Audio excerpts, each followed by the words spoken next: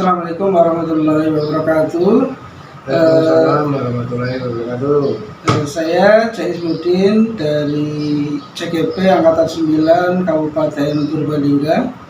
Untuk kali ini saya akan menyelesaikan tugas di modul 3.1 yaitu tentang pengambilan keputusan berbasis nilai-nilai kebijakan seorang pemimpin.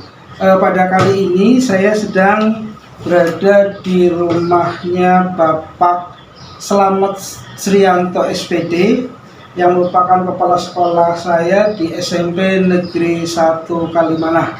Untuk pada kesempatan kali ini saya akan mengadakan wawancara bagaimana pengambilan keputusan berbasis nilai-nilai kebijakan seorang pemimpin yang ada di SMP Negeri 1 Kalimanah.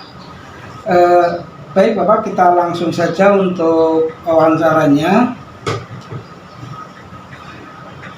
Berkaitan dengan hal tersebut Bapak, ada beberapa pertanyaan yang perlu saya ajukan ke Bapak berkenaan dengan pengambilan keputusan. Mudah-mudahan yang nantinya akan menambah pengalaman saya, minimal saya sebagai CGP akan menambah hasanah keilmuan saya berkenaan dengan pengambilan keputusan yang ada di SMP Negeri 1 Kalimanah. Bapak, kita mulai di pertanyaan pertama. Selama ini bagaimana Bapak dapat mengidentifikasi kasus-kasus yang merupakan dilema etika atau bujukan moral? Terima kasih. Assalamualaikum warahmatullahi wabarakatuh. Terima kasih Pak Jais yang berkenan untuk mewawancarai kami terkait dengan materi tadi permasalahan yang disampaikan oleh Pak Jais terkait dengan kasus-kasus yang merupakan dilema etika atau bujukan moral. Ya, tentunya itu harus kita selesaikan dengan arif dan bijaksana. Langkah-langkah yang kita ambil tentunya adalah mengidentifikasi dulu kasusnya apa dulu, permasalahannya apa, penyebabnya apa. Terus nanti setelah kita identifikasi, tentunya kita juga siapa guru atau mungkin karyawan yang artinya yang terlibat di dalam permasalahan atau kasus tersebut. Setelah itu tentunya kita akan koordinasi lebih lanjut, kita akan paling tidak kita akan mengambil keputusan. Keputusan itu tentunya kan harus seimbang dan bisa diterima oleh semua pihak, terutama yang bermasalah. Kemudian pertanyaan kedua Bapak, selama ini bagaimana Bapak menjalankan pengambilan keputusan di sekolah, terutama untuk kasus-kasus di mana ada dua kepentingan yang sama-sama benar atau sama-sama mengandung nilai kebijakan?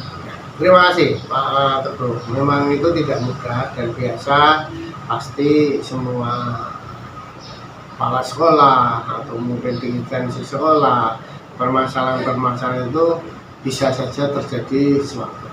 Karena memang dilema etika ini kan sama-sama pendapat yang sama-sama benar. Tapi dari semua pendapat itu tentunya kan ada kekurangannya dan kelebihannya. Pada prinsipnya kalau kami adalah kita akan merujuk dulu dengan peraturan yang ada, peraturan baik itu peraturan sekolah atau mungkin peraturan perundang-undangan yang kita harus berpedomannya itu. Begitu Pak. Baik, untuk pertanyaan yang selanjutnya, itu pertanyaan ketiga, mungkin langkah-langkah atau prosedur seperti apa yang bisa Bapak lakukan selama ini? Ya. Terima kasih. Terkait dengan langkah yang kita ambil, tentunya kita mengumpulkan fakta. Kita harus memiliki data. Setelah kita mengumpulkan datanya, tentunya kita akan memanggil yang bersangkutan, koordinasi dengan pihak-pihak yang terkait, kita komunikasikan dengan baik sehingga permasalahan itu bisa segera kita ambil langkah-langkah yang terbaik. Tentunya kita tetap berpedoman pada aturan maupun yang pertanyaan berikutnya, yaitu pertanyaan keempat, hal-hal apa saja yang selama ini Bapak anggap efektif dalam pengambilan keputusan pada kasus-kasus dilema etika? Terima kasih. Terkait dengan kasus-kasus dilema etika, biasanya kita akan memberikan pemahaman kepada, terutama kepada mereka yang mempunyai pendapat yang sama-sama baik. Tentunya kita juga akan menyampaikan, memberikan pemahaman tidak hanya kepada mereka yang berbeda pendapat atau bermasalah, tapi kita juga akan memberikan mengedukasi kepada semua stakeholder yang ada di sekolah. Yang selanjutnya, yaitu pertanyaan kelima, hal-hal apa saja yang selama ini merupakan tantangan dalam pengambilan keputusan pada kasus-kasus dilema etika?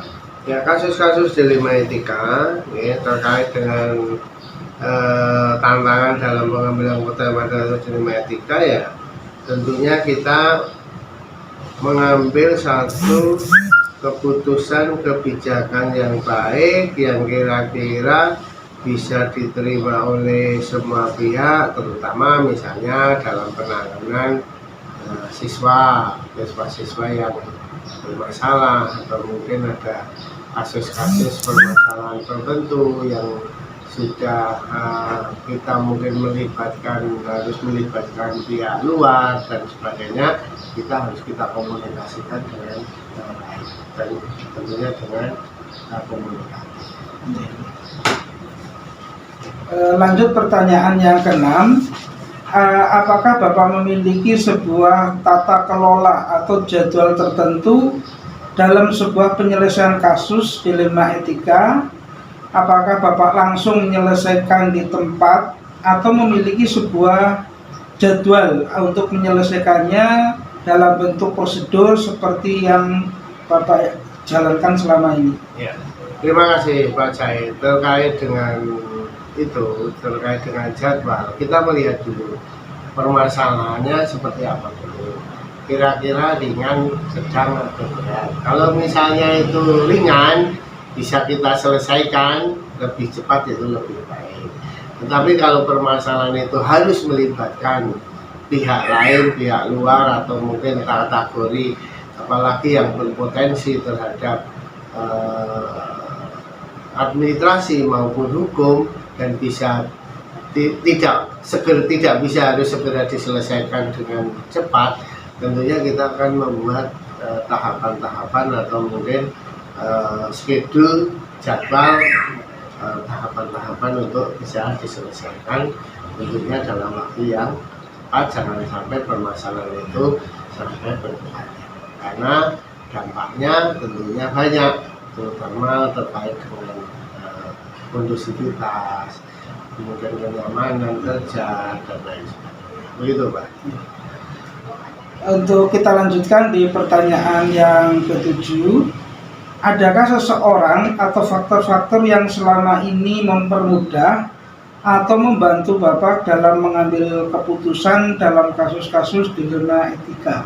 Terima kasih. Terkait dengan penyelesaian itu, kita tadi sudah di depan sudah sampaikan, kita melihat dulu permasalahannya seperti apa. Kalau cukup diselesaikan dengan kepala sekolah, dengan kami akan selesaikan. Tapi misalnya itu kami harus butuh mungkin pertimbangan, pendapat, saran, dan lain sebagainya, biasanya kami akan melibatkan beberapa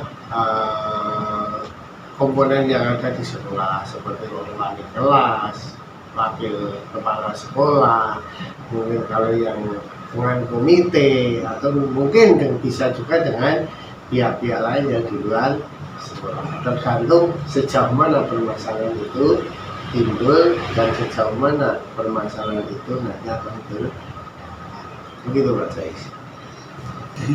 Dari semua hal yang telah disampaikan, pembelajaran apa yang dapat dipetik dari pengalaman Bapak mengambil suatu keputusan dalam dilema etika? Tentunya dampaknya atau hikmahnya banyak sekali, terutama terhadap kami selaku kepala sekolah. Tentunya keputusan itu harapan kita bisa diselesaikan dengan cepat, terukur, terus semua pihak bisa menerima dengan baik sesuai dengan aturan yang ada dan sesuai dengan keputusan dari hasil dari permasalahan itu yang sudah bisa terkomunikasi juga dengan baik, sehingga sekolah ini tentunya sekolah yang kami pimpin, sekolah yang kami kelola akan selalu terjaga kondisivitasnya, baik itu rasa aman, nyaman maupun hubungan kekeluargaan antara guru, siswa, karyawan, dan kepala sekolah, termasuk dengan komite dan pihak. Begitu Pak Jais. Terima kasih, ini Bapak sudah mengganggu waktunya. Sudah 8 pertanyaan berkaitan dengan tugas saya sebagai CGP di modul 1.3. Terima kasih Bapak, mudah-mudahan ini jadi pengalaman buat saya sehingga nanti bisa dikembangkan khususnya untuk oleh saya, karena saya menimba ilmu dari Bapak. Mungkin itu Bapak, terima kasih sekali, mohon maaf waktunya sudah mengganggu.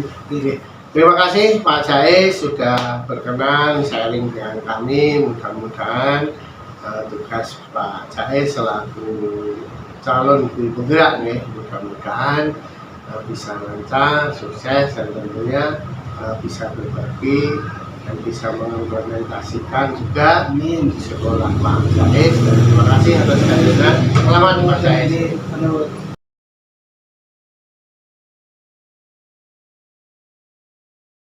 Assalamualaikum warahmatullahi wabarakatuh. Perkenalkan, saya Jais Mudin, CGP Angkatan 9 dari Kabupaten Purbalingga, guru BK SMP Negeri 1 Kalimanah.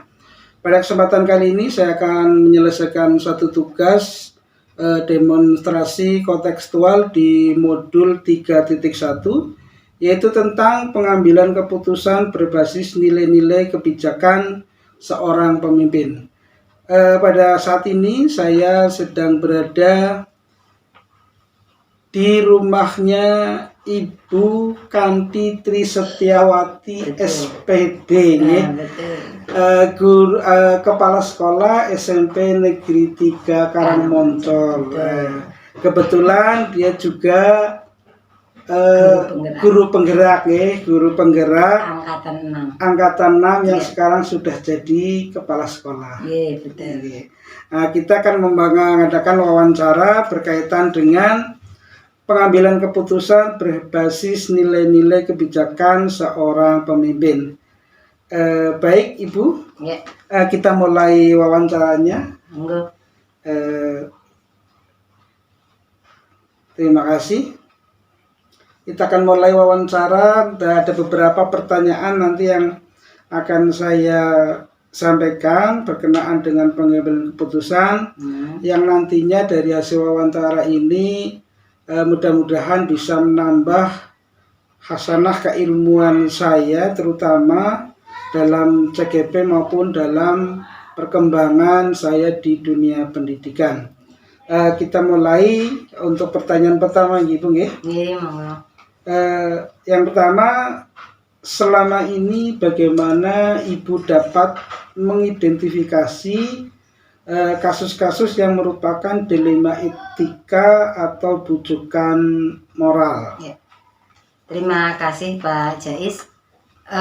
Yang pertama, kalau saya itu untuk mengidentifikasi kasus-kasus yang tadi Pak Jais sebutkan, pertama saya mengetahui betul kasusnya. Artinya saya paham dengan kasusnya. Yang kedua adalah saya tahu siapa-siapa saja yang terlibat. Misalnya dalam kasus ini siapa saja yang terlibat. Untuk yang tidak terlibat misalnya kan tidak saya masukkan ke dalam kasus tersebut ya. Jadi siapa saja yang terlibat. Kemudian juga saya harus menggunakan aturan atau regulasi yang berlaku.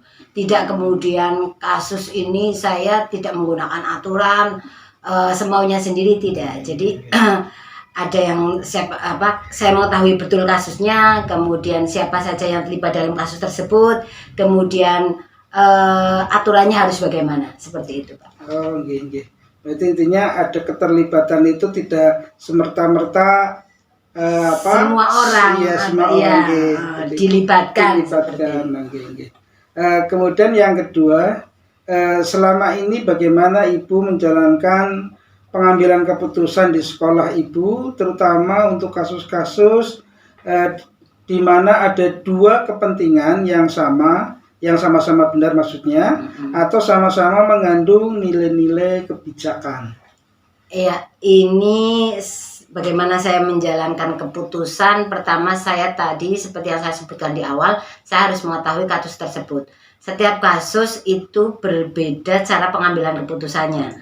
Bahkan setiap yang terlibat yang berbeda pun dengan permasalahan yang sama, saya bisa mengambil keputusan mungkin yang berbeda. Karena saya kan harus tahu juga psikologis seseorang ya, teman-teman yang terlibat di sekolah. Contohnya misalnya Pak Jais yang mungkin karakternya ceria dengan yang introvert, kasusnya sama, saya bisa mengambil keputusan yang berbeda. Itu yang penting ini benar vs benar, kan seperti itu. Kemudian tadi saya juga melibatkan teman-teman. Saya minta pendapat teman-teman lah. Saya minta pendapat teman-teman. Bagaimana saya tidak bisa bekerja sendiri ya, harus ada kolaborasi dengan teman-teman yang lain untuk mengambil satu keputusan, meskipun mungkin keputusan yang penuh ada pada saya, tapi saya juga harus melibatkan teman-teman untuk mengambil suatu keputusan, ada kolaborasi. Oh, okay. Mungkin kalau ada satu kasus, jadi semuanya dilibatkan dulu gitu. Betul, ya. Dilibatkan dulu terus. Memandang kasus itu secara menyeluruh mungkin ya Bu. Jadi seperti tadi, oke.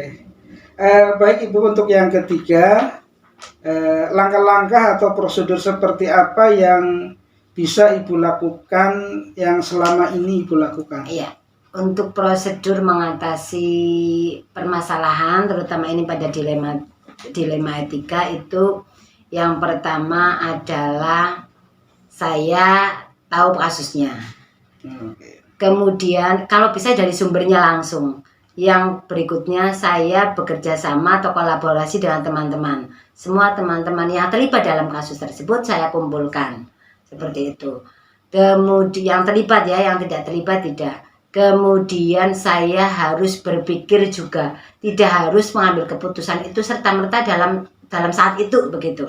Saya masih ingat Pak Jais, saat saya diangkat menjadi kepala sekolah, saya itu dipesani seseorang, jadi harus responsif, tetapi tidak boleh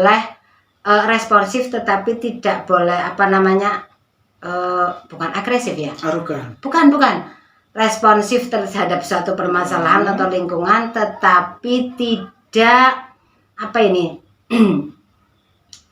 tidak cepat mengambil tidak cepat mengambil keputusan lah. Harus dipikir dulu bagaimana dampaknya, efeknya terhadap yang lain. Karena satu keputusan kepala sekolah apabila salah, itu terjadi kebijaksanaan yang salah juga gitu. Akan berdampak terhadap kemajuan sekolah. Dampaknya banyak seperti itu. Kita lanjutkan Ibu. Untuk pertanyaan yang keempat, hal-hal apa saja yang selama ini Ibu anggap efektif dalam pengambilan keputusan pada kasus-kasus dilema etika? Ya. Hal-hal yang efektif adalah saya juga harus mengambil, tidak menunda-nunda. Kalau menurut saya sih, tidak menunda-nunda satu keputusan. Gitu. Tidak menunda-nunda suatu permasalahan, maksudnya satu permasalahan itu jangan ditunda-tunda. Karena kalau permasalahan ditunda-tunda, itu kalau menurut saya itu akan terjadi permasalahan-permasalahan yang lain, sehingga saya harus menyelesaikan satu permasalahan itu ada permasalahan diselesaikan, ada permasalahan diselesaikan. Itu menurut saya menjadi efektif. Tidak menumpuk. Tidak menumpuk, betul. Kalau menumpuk itu tidak efektif, itu kalau menurut saya. Yang berikutnya ya harus sesuai dengan aturan, itu juga efektif lah ya. Tidak sekarepe dhewe kan seperti itu. Kemudian pertanyaan yang kelima, hal-hal apa saja yang selama ini merupakan tantangan dalam pengambilan suatu keputusan pada kasus-kasus dilema etika? Tantangan yang pertama, kalau menurut saya itu harus lebih, ini saya pribadi ya, saya pribadi karena ini berkaitan dengan kepemimpinan, yaitu saya harus lebih sabar. Harus lebih sabar. Kenapa menjadi tantangan bagi saya? Karena karakter saya yang selama ini menurut saya tidak sabaran. Jadi ini menjadi tantangan tersendiri bahwa ketika saya menjadi seorang pemimpin, saya harus lebih sabar untuk menghadapi apapun. Tidak langsung emosional, tidak harus langsung reaktif gitu. Tadi yang saya katakan reaktif maksudnya reaktif, responsif ya. Tapi tidak reaktif gitu ya. Kemudian tantangan yang kedua selain sabar, saya juga harus berlatih untuk bijaksana, Pak Jais. Nah ini mungkin teman-teman yang lain atau kepala sekolah yang lain juga melakukan hal yang sama, belajar tentang psikologi manusia, Pak ya. Mungkin Pak Jais jauh lebih mengenal ini. Jadi karakter orang kan berbeda-beda. Sehingga saya harus mengenal satu sama lain agar pengambilan keputusan saya itu nanti tidak salah. Jadi tantangannya itu malah mungkin tantangan ini untuk pribadi saya loh, sabar, harus lebih bijaksana. Kemudian tantangan yang berikutnya ya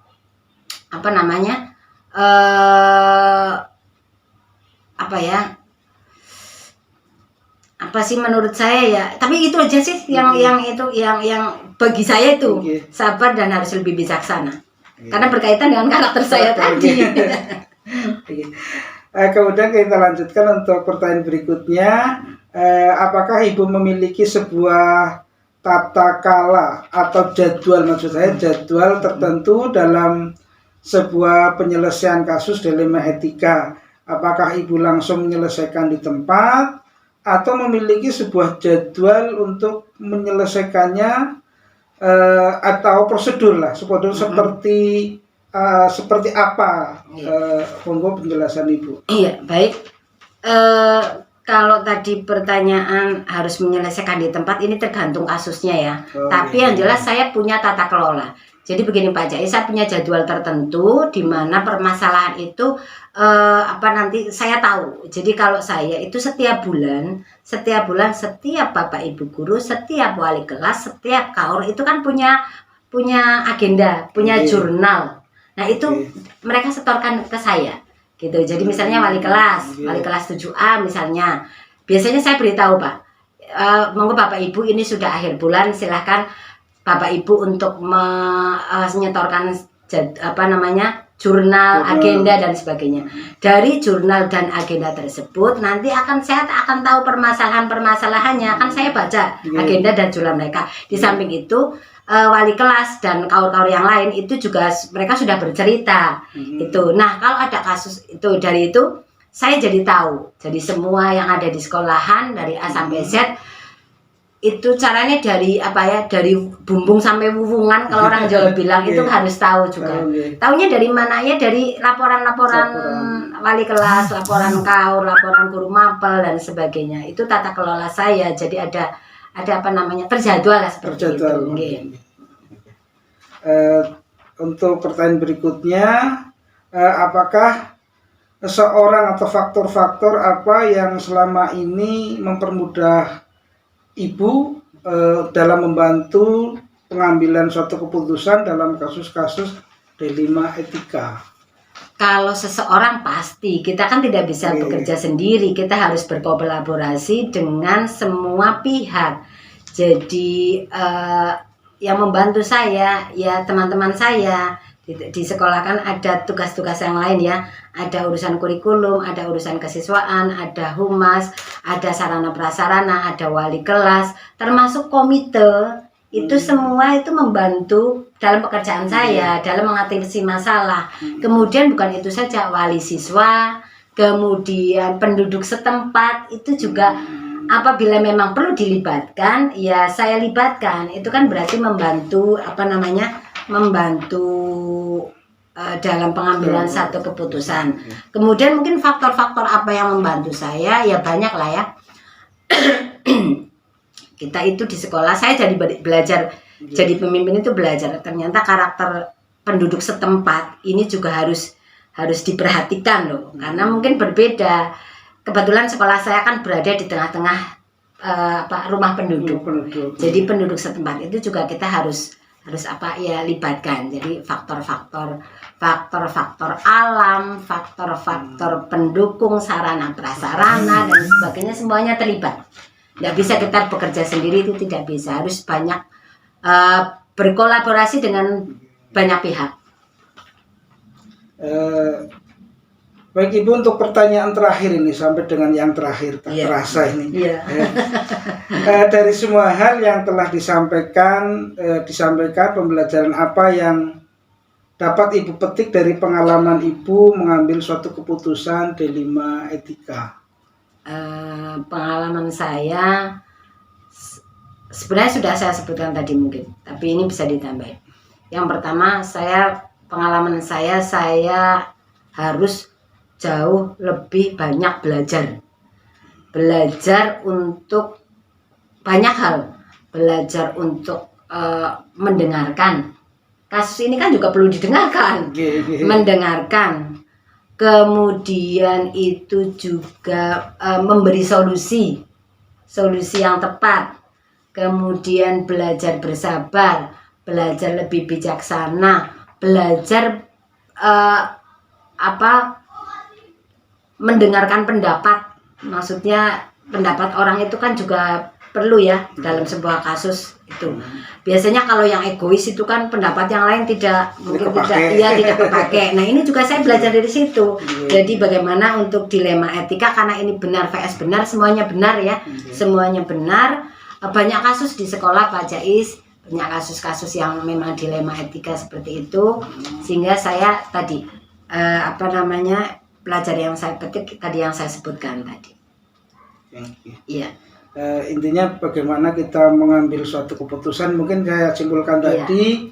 Ibu, yang pertama kita melibatkan banyak pihak, berkolaborasi. Terus di sana ada faktor-faktor pendukung juga, termasuk di dalamnya ada komite, ada lingkungan sekolah, guru, staf dan lain sebagainya.